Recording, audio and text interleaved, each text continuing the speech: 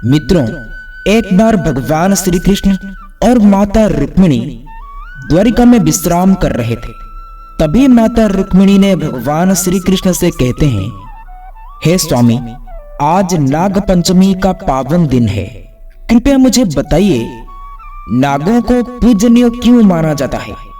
किस कारण से नाग पंचमी मनाई जाती है? इस दिन नागों को प्रसन्न करने के लिए मनुष्य को कौन से व्रत और उपाय करने चाहिए? हे प्रभु, कृपया आप मुझे इस पर्व से जुड़ी कोई प्राचीन कथा सुनाइए, जिससे मेरा हृदय प्रसन्न हो जाए।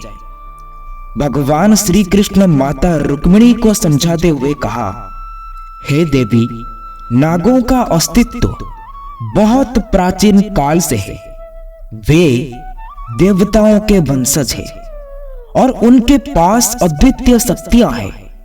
नागलोक में तक्षक, कलिया जैसे कई नागराज निवास करते हैं। नागों का विष केवल एक विध्वंसक शक्ति नहीं है, बल्कि उनके पास सृजन और संहार दोनों की शक्ति होती है। वे अपनी ऊर्जा और ज्ञान से संसार की रक्षा करते हैं। भगवान श्री कृष्ण ने आगे बताए हैं, हे देवी, नाग पंचमी का पर्व नागों की पूजा और उनके महत्व को दर्शाने के लिए मनाया जाता है। इस दिन स्त्रियां नागों को दूध पिलाती है और उनकी आराधना करती है, जिससे उनके परिवार की रक्षा होती है और उन्हें जीवन में सुख समृद्धि प्राप्त होती है। ये पर्व मनुष्य के जीवन में संतुलन और समरसता को बनाए रखने का प्रतीक है। भगवान श्री कृष्ण कहते हैं, हे देवी, नाग मनुष्य के रक्षक है। भगवान भोलेनाथ के आशीर्वाद से समस्त नाग पूर्व काल से ही मनुष्य के हित के लिए कार्य करते हैं। जो मनुष्य नागों की पूजा करते हैं, उन पर सदैव भगवान भोलेनाथ का कृपा बनी रहती है। माता रुक्मिणी ने आश्चर्यचकित होकर पूछा, स्वामी, क्या नाग वास्तव में मनुष्य के रक्षक होते हैं? किंतु मनुष्य तो नागों से सबसे अधिक भयभीत रहते हैं। भगवान श्री कृष्ण कहते हैं, हाँ देवी, नाग मनुष्य के रक्षक होते हैं और वो उन्हें अदृश्य रूप से सहायता प्रदान करते हैं। उनकी पूजा से मनुष्य को कई समस्याओं से मुक्ति मिलती है और जीवन में सुख शांति बनी रहती है। हे देवी, अब मैं तुम्हें एक ऐसी ही प्राचीन कथा सुनाता हूँ, जो नागों की प्रति भक्ति और स्नेह की महत्वपूर्ण को दर्शाती है। जो भी मनुष्य ध्यान लगाकर इस कथा को सुनता है, उन्हें कभी भी नागों से भय नहीं रहता है और नाग सदैव ही उसकी रक्षा करते हैं। इसलिए हे देवी, आप इस कथा को ध्यान से पूरा अवश्य सुने। माता रुक्मिणी कहते हैं, प्रभु, मैं इस कथा को ध्यान से पूरा अवश्य सुनूंगी। कृपया आप मुझे ये कथा अवश्य बताएं। फिर भगवान श्री कृष्ण माता रुक्मिणी को वो महान कथा सुनाने लगते हैं। भगवान श्री कृष्ण कहते हैं, हे देवी, पूर्व काल की बात है। मध्य देश में एक अत्यंत शोभायमान नगरी थी। उस नगरी में सावित्री नाम का एक विधवा महिला रहती थी और उसकी एकमात्र सहारा उसकी पुत्री सुशीला थी। सावित्री ने अपनी बेटी की परवरिश बहुत ही स्नेह और मेहनत से की थी। वो रोज सुबह घर के सामने बर्तन में दूध रखकर नागों को पिलाया करती थी। नागों के प्रति उसकी भक्ति इतनी थी कि साक्षात नागराज उस स्त्री की भक्ति से अत्यंत प्रसन्न थे। एक दिन नागराज प्रसन्न होकर उन नागों ने सावित्री से कहा, हे माता, आप हमें रोज दूध पिलाती हैं, हमारी भक्ति करती है, इसलिए हम सभी आप पर बहुत प्रसन्न हैं। आपकी जो भी इच्छा और कामना हो, हमसे मांग लो। हम आपकी इच्छा अवश्य पूरा करेंगे। तब वो सावित्री कहती है, हे नागराज, मुझे मेरी कोई चिंता नहीं है, लेकिन मुझे मेरी पुत्री की चिंता है। सावित्री ने नागराज से कहा, हे नागराज, मैं आपसे एक विनती करती हूँ, मेरी मृत्यु के बाद मेरी बेटी सुशील की रक्षा करें, उसे अपनी बहन मानकर उसकी सहायता करें। फिर नागराज ने वचन दिया, हे माता, हम तुम्हारे इस स्नेह और भक्ति को कभी नहीं भूलेंगे।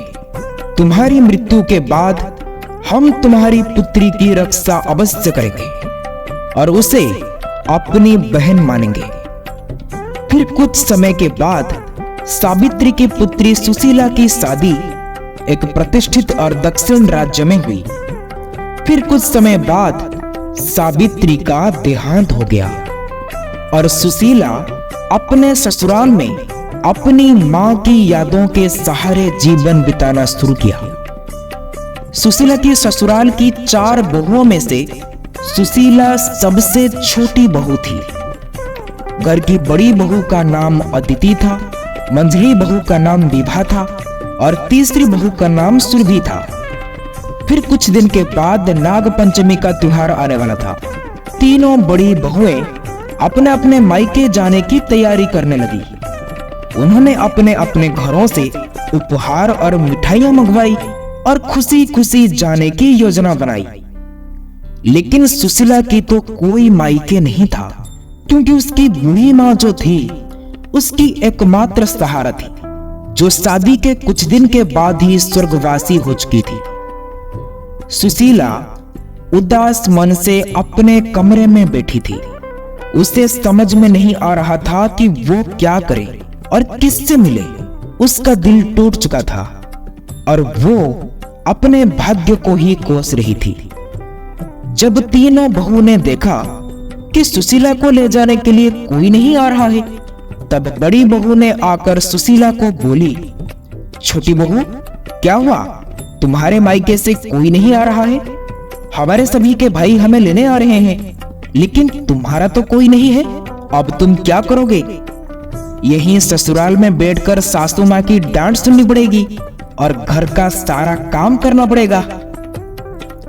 बड़ी बहू की बात को सुनकर सुशीला को बड़ी दुख हुआ। वो भगवान शिव के सामने बैठकर प्रार्थना करने लगी, हे प्रभु, आपने मुझे कोई भी भाई क्यों नहीं दिया और आपने तो मुझसे मेरी मां को भी छीन लिया है। अब मैं क्या करूं? मैं कहां जाऊं? फिर उसी दिन जब सुशीला बड़ी दुख से बैठी थी, तब नागराज ने मनुष्य का रूप धारण किया और सुशीला के दरवाजे पर बुलाने लगी। सुशीला ने दरवाजा खोला और देखा कि एक सुंदर युवक खड़ा है, जो देवताओं के समान प्रतीत हो रहा था। उसने सुंदर आभूषण और मुकुट पहन रखा था। उस अत्यंत दिव्य पुरुष को देखकर सुशीला आश्चर्यचकित होकर पूछा, हे देव, आप कौन हैं और इस समय यहाँ किस लिए आए हैं? तब नागराज ने कहा, हे बहन, मैं तुम्हारा भाई, इसलिए आज मैं तुम्हें ले जाने के लिए आया हूं। सुशीला ने आश्चर्यचकित होकर कहा, हे देव, आपने तो देखने में कोई देवता प्रतीत होते हैं, किंतु आप मेरे भाई कैसे हो सकते हो? मेरा तो कोई भी भाई नहीं है, मैं तो अकेले ही मेरी माँ की पुत्री हूँ, तो फिर आप मेरे भाई कैसे हो सकते हैं? तब नागराज ने कहा, हे बहन, मैं सच कह रहा हूँ, मैं तुम्हारा भाई ही हूँ।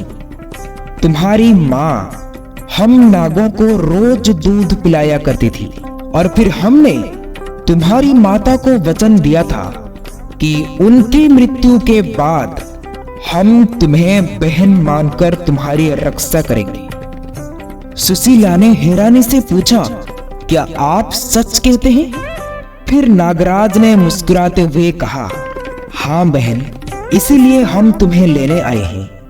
चलो बहन, मैं तुम्हें नागलोक लेकर चलता हूँ, वहां तुम्हें बहुत प्यार और सम्मान मिलेगा।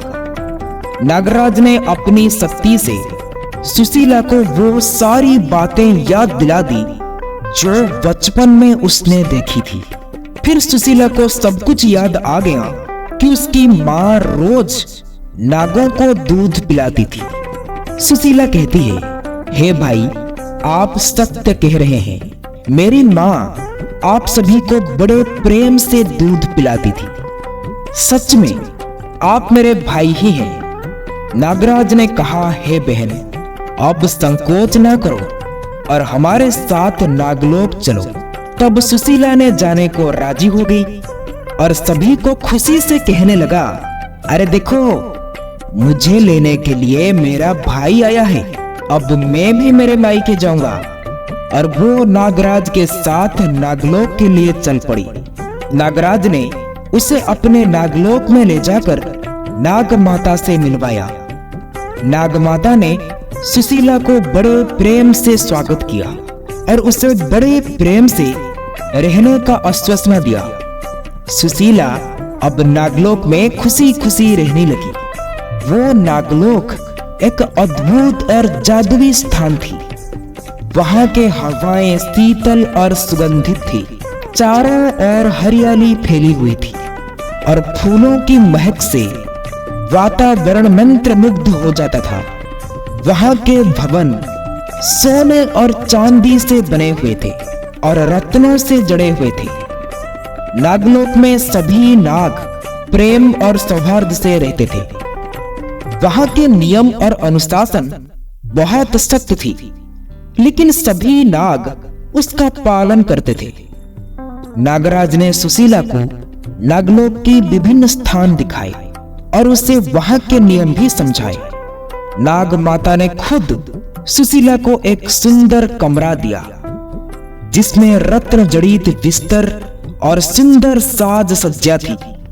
सुशीला भी जल्दी ही वहां की जीवन शैली को अपना लिया। कुछ दिनों के बाद नाग माता ने सुशीला से कहा, बेटी, हमारे नाग बच्चों को भी तुम्हारे जैसे स्नेह की आवश्यकता है। क्या तुम उन्हें दूध पिला सकती हो? सुशीला ने स्वीकार किया और दूध गर्म करके नाग बच्चों को भी पिलाने लगी। परंतु गलती से सुशीला ने दूध को ज्यादा गर्म कर दिया था और सभी नाग बच्चों के मुंह जल गए। नाग बच्चे ने बहुत क्रोधित हो गए और चिल्लाने लगे। एक नाग बच्चा अरुण ने गुस्से से कहा, हे स्त्री, तुमने हमारे मुंह जला दिया। हम तुम्हें कभी माफ नहीं करेंगे। दूसरा नाग बच्चा वरुण बोला, तुम्हारी वजह से हमें दर्द हो रहा है। तुम कितनी निर्दय हो। सुशीला ने रोती हुई कहा, हे नागों, मुझसे गलती हो गई है। मैं सचमुच माफी चाहती हूँ। मुझे ये नहीं पता था कि दूध इतना गर्मी है। तब नाग माता ने उस स्थान पर आती है और नाग माता ने सुशीला को शांत किया और कहा, बच्चों, इसे माफ कर दो। ये आपके बहन है और इसने जानबूझकर तो ऐसा नहीं किया। ये हमारी मेहमान है और हम इसे कष्ट नहीं दे सकते। हालांकि नाग बच्चे बदला लेना चाहते थे और उनके दिल में क्रोध भर गया था। समय बीता और सुशीला अपने ससुराल लौट आई, लेकिन उसकी यादें नागलोक की सुंदरता और नाग परिवार के साथ बिताए गए समय उसे बहुत याद आ रही थी। फिर अगले साल नाग पंचमी का इंतजार करते हुए उसने नागों को फिर से मिलने की आशा की। फिर देखते ही देखते अगली नाग पंचमी आई। इधर वो नाग बच्चे अब बड़े हो चुके थे और फिर नाग माता ने उन्हें सुशीला बहन को लाने के लिए भेजा। फिर वो नाग बच्चे ने सुशीला को लाने के लिए निकल पड़े। नाग पंचमी के दिन नाग बच्चे सुशीला के घर जाने के रास्ते में एक दूसरे से बात कर रहे थे। अरुण ने कहा, आज हम उस औरत को दस लेंगे और उसका अंत कर देंगे। उसे सजा तो देनी ही होगी। वरुण ने कहा, हाँ, उसने हमारे साथ अन्याय किया था। अब उसे उसकी गलती का एहसास कराना ही होगा। जब वे नाग सुशीला के घर पहुंचे तो सुशीला ने उनका स्वागत किया और उसने उन्हें ठंडा दूध पिलाया, मीठी रोटी खिलाई और बहुत प्रेम से उनका आदर सत्कार किया। उसने उनकी स्वागत के लिए सुंदर रंगोली भी बनाई थी और स्वागत की पूरी तैयारी भी की थी। उसने उन्हें फूलों के हार पहनाए और प्रेम पूर्वक भाई कहकर उन्हें नमस्कार भी किया।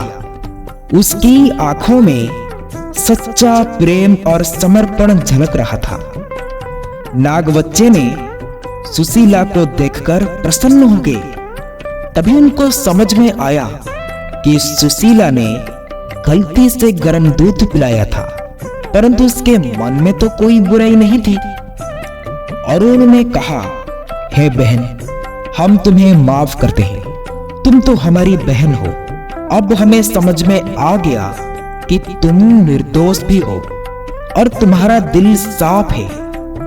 वरुण ने कहा, तुम्हारा प्रेम और सत्कार को देखकर हमारे दिल पिघल गए हैं। हमने तुम्हें गलत समझा। फिर सुशीला ने भी उन्हें माफ कर दिया। उसके बाद वे नाग सुशीला को लेकर नागलोक चले गए और उसे बड़े प्रेम से रखा। उन्होंने उसे सुवर्ण माणिक मोती जैसा उपहार दिए और उसे अपने घर को वापस भेजा। सुशीला ने खुशी खुशी उन उपहारों को स्वीकार किया और नाग परिवार के प्रति उसकी श्रद्धा और भी बढ़ गई। अंत में नागराज ने सुशीला को यह वरदान दिया कि बहन, अब जो भी स्त्री नाग पंचमी के दिन नागों को ठंडा दूध पिलाएगी, नाग कभी उसके परिवार वालों को नहीं डसेंगे। ये तुम्हारी सच्ची भक्ति और सेवा का फल है। सुशीला ने नम आंखों से नागराज का आभार भक्ति किया और खुशी खुशी अपने घर लौट आई। इस प्रकार सुशीला ने नागों के साथ प्रेम पूर्वक जीवन बिताया और हर साल नाग पंचमी का त्योहार धूमधाम से बनाया। ये कथा हमें सिखाती है कि प्रेम, सेवा और सच्ची भक्ति से सभी समस्याओं का समाधान हो सकता है और सच्चे मन से किया गया कार्य हमेशा फलदायी होता है।